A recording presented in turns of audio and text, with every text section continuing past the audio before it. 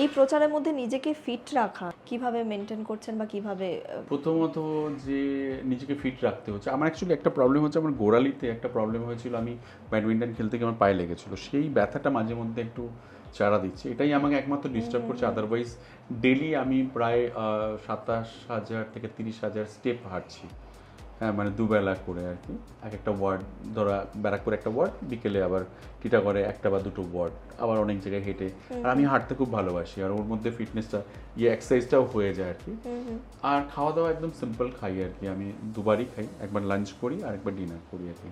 প্রচুর জল খাই, ওআরএস মানে চেষ্টা করি, ডাব খাওয়ার চেষ্টা করি, টক দই খাই, ব্যাস এরকমই, আর কিছু না।